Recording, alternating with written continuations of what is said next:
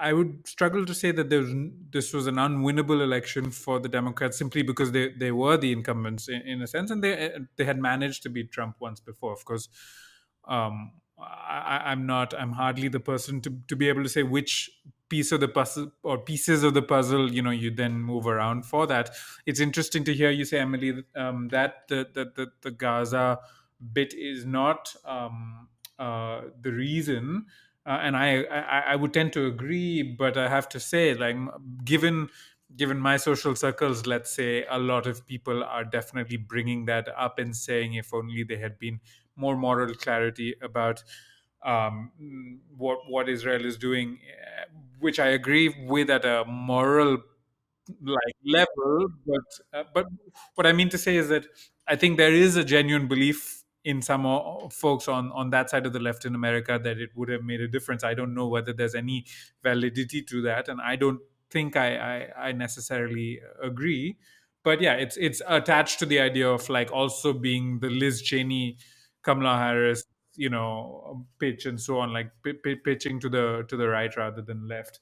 And yeah, of course, I think practically every other post on my feed is berating the campaign for doing something wrong. And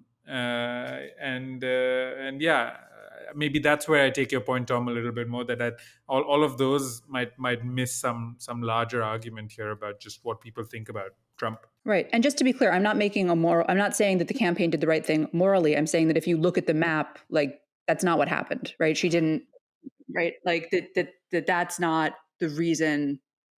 That was not the demographic issue. That was not, right. Like, yeah, she did lose Dearborn. That's true. She did lose Michigan. And like Rashida was voted back, and so like there's some indications. But Yes, but on the other hand, you could also say, well, but Alyssa Slotkin won her Senate seat in Michigan by campaigning, right? So like, I do think that there's a tendency after a loss to say, if she had just done what I wanted her to do, that she would have won. And I think, like, I too wish she had done what I wanted her to do, right? But I think we have to be honest that, like, that wouldn't necessarily have that's maybe not why she lost, and it wouldn't necessarily have helped her win.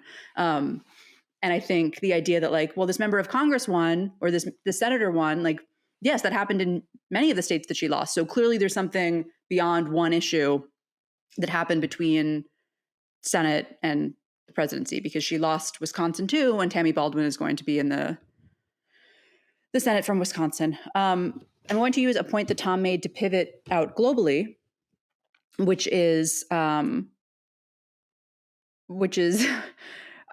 Germany, actually yesterday, the coalition fell apart. The Olaf Scholz-led liberal coalition, and the party Alternative for Deutschland is polling ahead of any party that is currently in the coalition.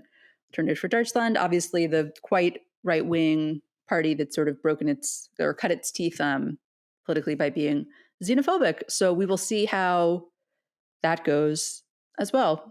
Germany really out in front publicly with its, at least with its, not its professional, but with its sort of media statements. One German outlet just had the F word on on the newspaper cover, and I think Europe, especially Eastern Europe, with the exception of Orban, Central and Eastern Europe, with the exception of Viktor Orban, who's like enough of you, congratulations, your guy won, and like have a little class, Victor.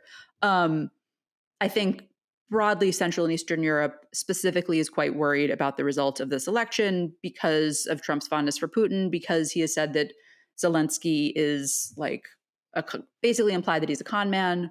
So I think they're quite worried about what this means for NATO and for Ukraine. And to be honest, I think they're right to be worried. Absolutely. Yeah, it's a big worry for just, well, I would say the West in general, or the world in general, but it's clearly a big concern for Europe. And I think, the need for everybody to start spending more on defence at a time when no one's got any money. That's part of why all these governments have changed over in the first place, is that it is a combination of high prices, people feeling overtaxed, and public services not working properly. And if the strategic imperative then becomes to spend even more on defence than we're currently spending, that puts a real crunch on basically every Western government, and we'll just have to see how that goes. And I think you've got to read the way that various leaders are sending congratulations in that light, is they just want to make sure that they stay in the good books of the next administration at a time when I think that's going to be very, very tricky to sustain. Yeah, I mean, Emmanuel Macron, who loves a phone call, as we know, rushed to talk to Trump. The person who did not rush to talk to Trump was Mexican President Claudia Sheinbaum, who some are worrying that she's going to regret that decision, and I think U.S.-Mexican relations are going to be quite rough over the next few years, and I'm sure that some will rush to to blame the delayed phone call for why that is. I'm curious for the reaction from your countries to this news. Well, Rohan, let's start with you, because India is such an interesting case, because I think actually in every policy way, she would have been better for US-India relations, but she also might have said more about human rights. And also there's the sort of Trump Modi, I don't know, friendliness.